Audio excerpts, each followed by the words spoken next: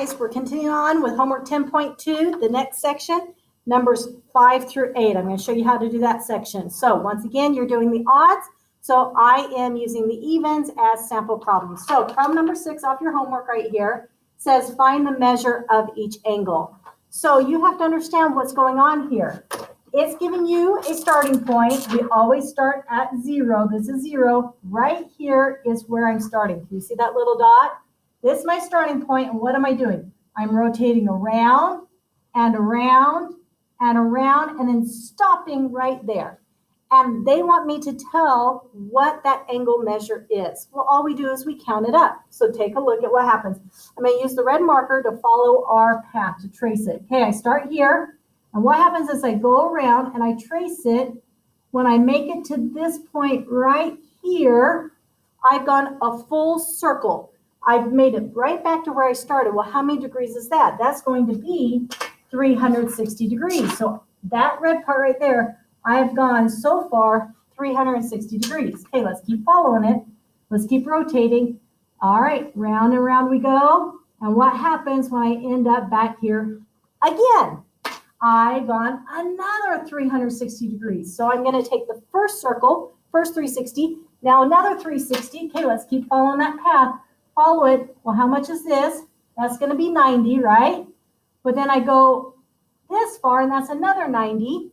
So up to that point, those two pieces would be another what?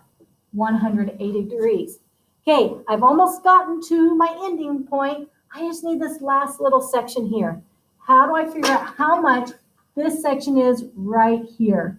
That's the question. Well, I use this piece of information. They've given me a piece of information so I can solve it. I know this quadrant right here is worth 90 degrees. Well, if this little piece is 20, then what must this piece be? That piece right there has to be 70 degrees. That's the only option. So that means I'm going to add on another 70 degrees. Okay, let's grab our calculator and let's add 360 plus 360 plus 180 plus 70.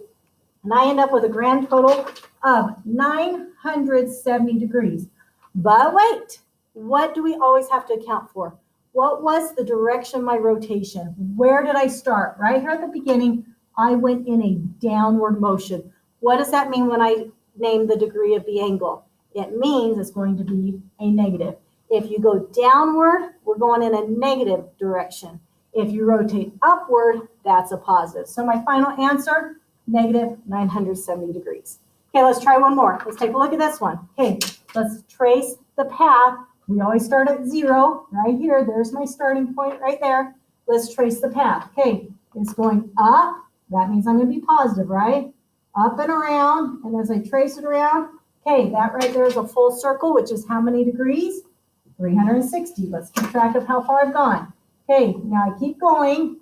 I pass this. There's 90.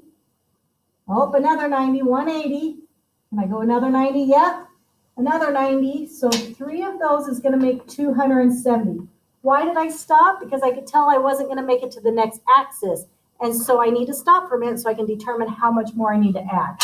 All right, this last little piece right here. How do I know how much that is? It tells me right here. That right there is just giving me a piece of information so I can find my angle. What does it say?